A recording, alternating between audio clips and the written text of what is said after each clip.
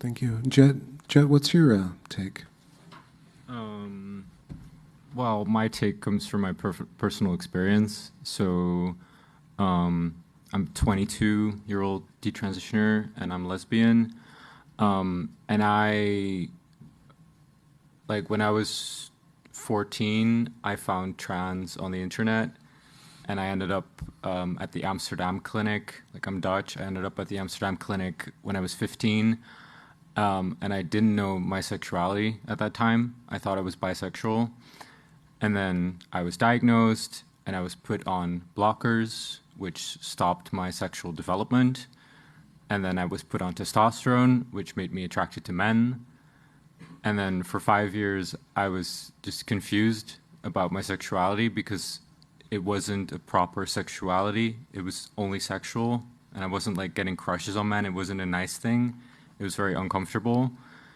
And then when I detransitioned last year and I stopped testosterone, I went through my own sexual development that I should have gone through at 16, and I was just lesbian. So if they had just let me develop as a teenager and not stop my puberty, then I think things would have just resolved. Just speaking to that, if you're 22, you've grown up in one of the most accepting of homosexuals society, at least in the West. To what degree did your society around you make you uncomfortable with your sexuality, or make you question or over-focus on your sexuality as a young person? Well, I'm from the Netherlands, but I grew up in a small city on the outskirts of the Dutch Bible Belt. So it wasn't terrible, but like I had people, like neighbors in my street, that said they would disown their children if they were gay. You know, so I grew up with that. I grew up with, I was bullied my entire childhood because I was so masculine, like up until age 12 or 13. I was ostracized by other girls for not being like them. And when the topic of gender came up, did that feel like an answer or an out? Well, I had always felt different from other girls. I didn't know why.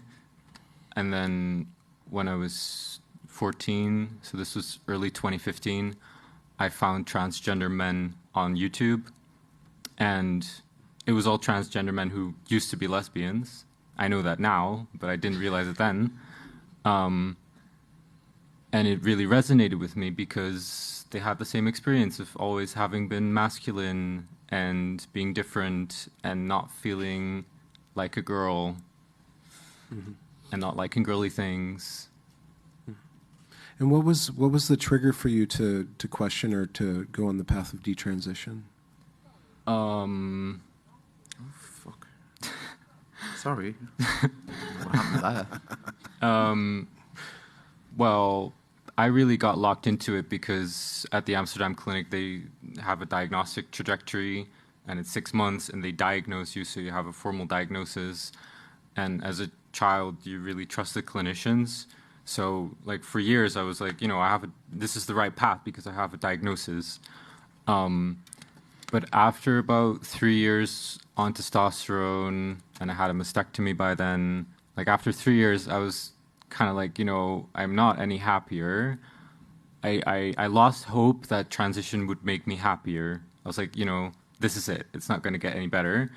But then I kind of wanted to quit testosterone, and I had doubts, and I was like, what if I had, you know, grown up as a girl, or what would it be like to be a woman now? I started having those thoughts after 3 years when I was about 20 years old. But then for 2 years, I just got stuck because I couldn't imagine detransitioning because I still did not want to have long hair. I did not want to wear women's clothes. And I kind of felt if I detransitioned, I would have to live up to these expectations that I felt like I could not live up to those expectations when I was 14, 15, which is why I got sucked into trans. And then when I wanted to detransition, I felt like I couldn't because I was still clinging on to having to live up to those expectations.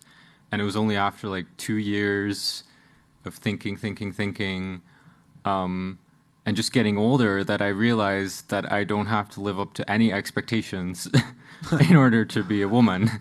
And I should have...